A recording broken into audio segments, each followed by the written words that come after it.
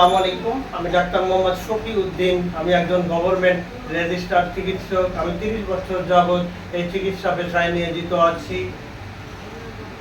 আমার অভিজ্ঞতার আলোকে একটি গুরুত্বপূর্ণ ভিডিও নিয়ে আপনাদের সম্মুখে হাজির হলাম। এখন গ্রীষ্মকাল, প্রচুর তাপদাহ, চতুর্দিকে মাঠঘাট ফেটে চৌচির হয়ে গেছে, নদী নালায় পানি নাই, বড় বড় জলাশয়গুলো হাঁটু জল হয়ে গেছে, পানির লেয়ার নিচে নেমে গেছে।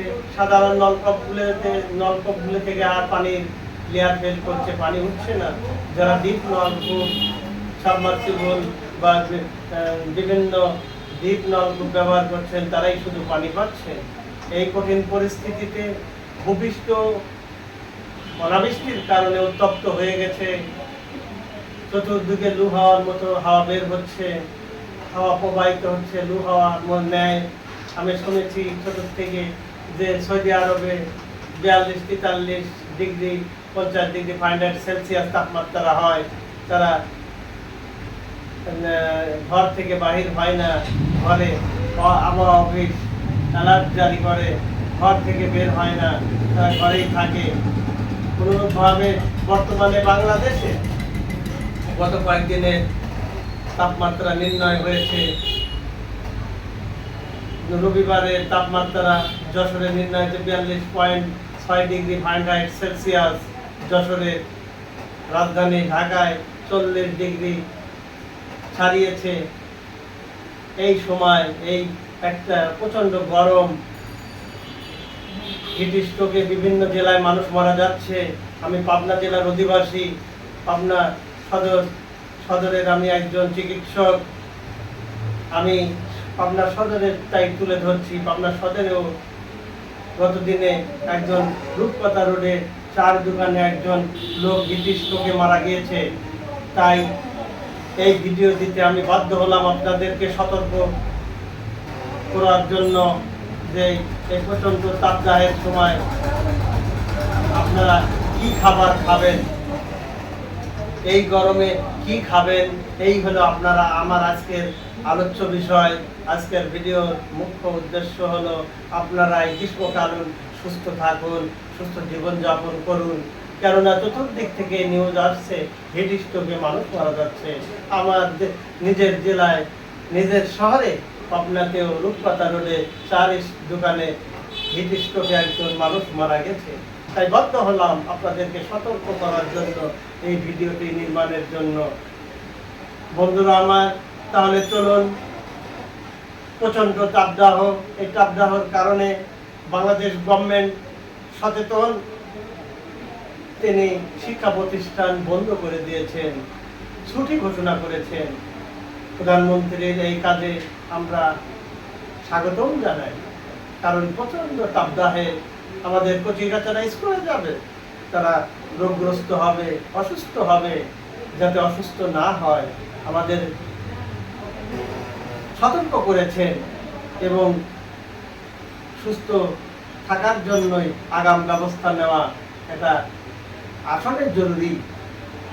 বন্ধুরা আমার, এপ্রিল মাস গ্রীষ্মকালের, এটা গরমকালের ভিতর পরিচিতি। এখনো এপ্রিল মাসে 10 দিন বাকি আছে। হু করে আমাদের তাপমাত্রা বেড়েই চলছে। পশ্চিম গগনে কোনো মেঘ দেখা যাচ্ছে না, যে মেঘের দ্বারা বৃষ্টি আসবে আমরা শান্তি পাবো। এখনো পশ্চিম গগনে কোনো মেঘের আবির্ভাব নেই। প্রচণ্ড তাপদাহ, এই তাপদাহ আমাদের উচিত বেলা 11টা থেকে বিকাল 4টা পর্যন্ত এই টাইমের ভিতর অযথা ঘরের বাইরে না যাওয়া। ঘরের বাইরে যারা কাজকর্মে ব্যস্ত, যারা পরিশ্রম করেন, তারা ছাতা ব্যবহার করবেন যাতে সূর্যের কিরণ থেকে নিজেকে হেফাজত করতে পারেন। বন্ধুরা, এই গরমে স্বাভাবিকভাবে কোন কোন খাবার আমাদের গ্রহণ করতে হবে সেই প্রসঙ্গে এখন আলোচনা করব। যে খাবার আমাদের খাইলে শরীর চাঙ্গা থাকবে, শরীর সুস্থ থাকবে। এই গরমে স্বাভাবিকভাবে খাবার দাবার অন্যান্য বিষয় আমাদের নজর দেওয়া একান্ত কর্তব্য। এই গরমকালে সুস্থ থাকার জন্য বেশি বেশি তরল খাবার খেতে হবে। আবার আমাদের এই সময় পানি ও ফাইবারযুক্ত খাবার বেশি গ্রহণ করতে হবে। প্রতিদিন খাদ্য তালিকায় 2 সার্ভিং ফল অথবা সবজি থাকা একান্ত প্রয়োজন। বাধ্যতামূলক পানি এবং তরল জাতীয় পানীয় যেমন ডাবের পানি, লেবুর শরবত, দুধের শাঁস, ঘোল, মাঠা, আখের রস, এইগুলো আপনারা এই সময় বেশি বেশি খাবেন। আর কোন কোন খাবার পরিহার করবেন? আপনারা চা, কফি, কোমল পানি, যে সকল খাদ্যের ভিতর ক্যাফেইন থাকে এই সকল খাবার, ফাস্ট ফুড থেকে দূরে থাকুন। চা, কফি, কোমল পানি, বাজারজাত করা বিভিন্ন কোম্পানির মজো, ঠান্ডা, কোকোকলা, এইসব খাবার কোমল পানি থেকে দূরে থাকুন, তবেই সুস্থভাবে জীবনযাপন করতে পারবেন। যে সকল খাদ্যের ভিতরে ক্যাফেইন থাকে এ থেকে দূরে থাকুন। এই গ্রীষ্মকালে এই সকল খাবার খেলে, অতিরিক্ত চা কফি খাইলে আপনারা অসুস্থ হবেন। তার জ্বলন্ত প্রমাণ রূপকথা রোডে এক ব্যক্তি চার দোকানেই হিট স্ট্রোক করে মারা গেছে। বন্ধুরা আমার, এই সময় তরল জাতীয় খাবার, শাকসবজি, টাটকা শাকসবজি বেশি খাবেন। অতিরিক্ত মশলাযুক্ত ভুনা খাবার পরিহার করুন। অতিরিক্ত তেল, মশলা, গুরুপাক দ্রব্য, ভুনা খাবার খাওয়া যাবে না। এই সময় যে সকল লোকেরা ফাস্টফুড খেয়ে থাকেন তারাই বেশি ক্ষতিগ্রস্ত হচ্ছে, তাই ফাস্টফুড খাওয়া থেকে দূরে থাকুন। আপনার শরীরের তাপমাত্রা নিয়ন্ত্রণ রাখতে অতিরিক্ত গরম ঠান্ডা খাবার খাবেন না। এই সময় ফ্রিজ আপ করা ঠান্ডা খাবারও খাবেন না। ঠান্ডা খাবার খালে হর হামেশায় অতি দ্রুত আপনারা অসুস্থ হয়ে পড়বেন, শরীর ক্ষতিগ্রস্ত হবে।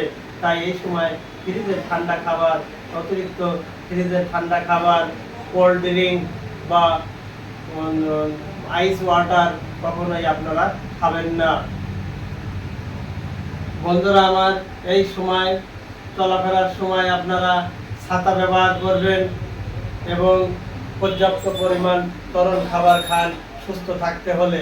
প্রচণ্ড তাপদাহ, এই তাপদাহ আমাদের শরীর থেকে যেরকম ঘাম নির্গত হচ্ছে, ঘাম নির্গত হওয়ার কারণে শরীর থেকে ইলেকট্রোলাইট পাস হচ্ছে। এই ইলেকট্রোলাইটের ভারসাম্য রক্ষার জন্য আপনারা প্রচুর পরিমাণ পানি পান করবেন। এবং শুধু পানি পান করলেই হবে না, যারা হাইপার টেনশন ছাড়া, যারা ব্লাড লো প্রেশার যাদের, তারা সামান্য পরিমাণ লবণ অথবা সামান্য পরিমাণ চিনি মিক্সড করে 1 কথা ওট স্যালাইন আপনারা খাবেন। তাহলে শরীরের থেকে ঘামের সঙ্গে যে ইলেকট্রোলাইট পাস হচ্ছে সে ভারসাম্য রক্ষা হবে। বন্ধুরা, এই সময় প্রচণ্ড তাপদাহের সময় আপনারা অযথা রৌদ্রে লোকালয়ে যাবেন না। আপনারা শান্ত পরিবেশে বাড়ির শীতল স্থানে অথবা গাছের তলায় শীতল স্থানে অবস্থান করুন এবং আপনার স্বাস্থ্য সুরক্ষায় নিজে সচেতন হন। তবেই আমরা পারব আমাদের স্বাস্থ্যকে সুন্দর রাখতে। তাহলে এই গ্রীষ্মকালে এই প্রচণ্ড তাপদাহের সময় কি কি খাবেন আর কি কি খাবেন না আপনারা শুনবেন। যে সকল খাবার খেলে আপনাদের শরীরে কল্যাণ বয়ে আনবে, ফলমূল, শাকসবজি, এই সবগুলো আপনারা বেশি খাবেন। ক্যাফেইন যুক্ত খাবার, চা, কফি, কোমল পানি, গুরুপাক দ্রব্য, অতিরিক্ত তৈলাক্ত, তেলে ভাজা, মশলাযুক্ত খাবার, ফাস্টফুড, এগুলো এড়িয়ে চলুন। এগুলো আমরা কখনোই খাবো না। সুস্থ জীবনযাপন করব, সুস্থভাবে আল্লাহর ইবাদত বন্দেগী করব, এই কামনা রেখে আজকের আলোচনা এখানেই টানছি। আসসালামু আলাইকুম।